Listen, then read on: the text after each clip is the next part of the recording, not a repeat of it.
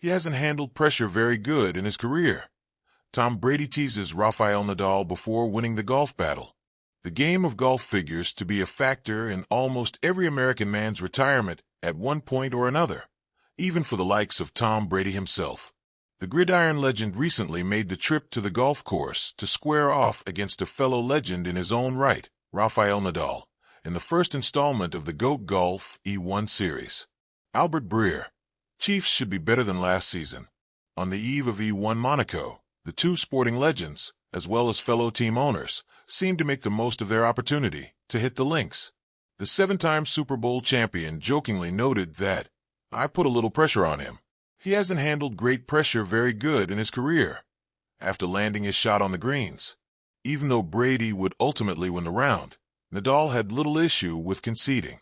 "He beat me," the tennis legend humbly admitted as he extended his hand to Brady, while Brady made sure to offer a rematch to Nadal by suggesting that one day, "We'll play 18 together."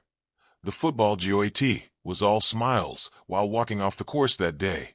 Nevertheless, the two sporting legends are destined to cross paths again in the future on account of their respective investments in the startup electric boat racing series. Since his retirement in 2023, the former New England Patriot has made a habit of investing his capital into various sporting leagues and franchises, with the E1 being just one of his latest ventures. The E1 series was started out of the hope that it could create interest in a commercial sporting league for the marine industry. According to E1's current CEO, co-founder, and former F1 engineer, Rody Basso, the marine industry don't really see a sport platform as a marketing tool. However, celebrity athletes and capitalists, such as Brady and Nadal, were willing to wager a respective portion of their fortunes to say otherwise. Celebrity athletes are all very passionate about living the life of the coastal areas, Basso explained. Simply put, the proximity to yachts and coastlines has put influential athletes, such as Brady, in the mood for something a bit more nautical. They all have boats, and they all go to amazing places of the world, and they want to make sure that, also their future generation, their kids can enjoy that in the future. A celebrity-sponsored electric boat racing may not have been at the top of Brady's priority list when he first retired, but it's an investment in sports nonetheless. Brady has invested in everything from the Las Vegas Raiders to a minority share in a WNBA franchise since his retirement, proving that he's just as eager to compete as a businessman as well. Whether or not his endeavors in electric boat racing prove to be profitable or not, the football legend seems to have the right idea in mind. Own the team and the athletes themselves, so you can get paid without having to be the one to take the hit. He hasn't handled pressure very good in his career. Brady teases Rafael Nadal before winning the golf battle. It was a breezy afternoon on the exclusive greens of Shadow Creek Golf Course in Las Vegas, a site known as much for its opulence as for the legends that tread its manicured fairways. The crowd gathered was intimate but electric, a rare blend of NFL fanatics, tennis lovers, golf purists, and celebrity watchers, all drawn in by one irresistibly chaotic promise: Tom Brady versus Rafael Nadal, not in football or tennis, but in golf. Two of the greatest athletes of their respective generations, both owners of more championship rings and Grand Slams than most could dream of, were about to square off in a sport neither was famous for.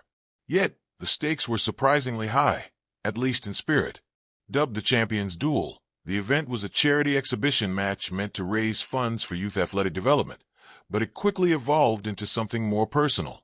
Trash talk on the tee. From the moment Tom Brady stepped up to the tee, aviators on, hair immaculately windswept, and a cheeky smirk on his face, the tone was set. "Rafa," Brady called out, glancing at the Spaniard who was adjusting his grip on a brand-new driver. "I know you've got nerves of steel on clay, but let's be honest, under pressure, you've been known to fold, at least when it's not Roland Garros." The crowd chuckled. Nadal, ever the competitor, raised an eyebrow. "Well, Tom," he replied with a thick Mallorcan accent and a sly grin, "maybe I have not won Super Bowls, but I have not retired 3 times either." Laughter erupted, and just like that, the match had become more than sport. It was personality versus poise, intensity versus swagger, early struggles, and surprising swings. The first 3 holes were nothing to write home about. Brady chunked his first drive, landing it in a hazard, while Nadal overcompensated and sent his into a sand trap. Despite their world-class athleticism, the two men showed early signs of very human golf games. Caddies exchanged amused glances. Microphones picked up Nadal muttering, "K disaster," under his breath. Brady, not to be outdone in drama, held up his hands and mock-screamed at the sky. "This isn't the Super Bowl. Why do I feel like Bill Belichick is going to bench me for this?" But then, on hole 4, a daunting 210-yard par 3 with a tricky downhill break, Brady lined up a shot that turned everything around. With a perfectly arced swing, he sent the ball soaring over the water hazard and landing mere feet from the pin. He turned to Nadal, winked, and delivered the Alvaro line. "He hasn't handled pressure very good in his career, so don't choke on the next one, Rafa." Social media exploded. Nadal's counterpunch. It would be unfair to say Nadal took that lying down. The 22-time Grand Slam champion, known for his relentless spirit and refusal to go quietly into defeat, responded with some classic Nadal magic. On hole 5, he nailed a miraculous 40-foot putt after a poor drive, letting out a triumphant vamos that echoed across the green like a war cry. "You've still got it," Brady admitted, tipping his cap, "even if that swing looked like you were trying to hit a forehand cross-court." Nadal, smiling, shot back, "At least I hit something. Your last one looked like you were throwing a Hail Mary to Gronk." For the next hour, the match seesawed, neither man willing to let the other gain too much ground. Their banter was relentless. Brady joked about Nadal's obsession with lining up his water bottles during breaks, calling him a one-man hydration cult. Nadal responded by mimicking Brady's famous pre-snap, "Let's go," yell every time he hit a shot. The final stretch. By the time they reached hole 17, Brady had a one-stroke lead. The sun was beginning to dip, casting a golden hue over the Nevada desert skyline.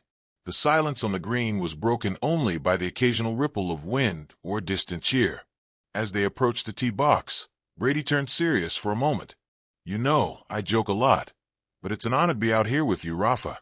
What you've done for tennis, for sport, it's unreal. But I'm still going to beat you."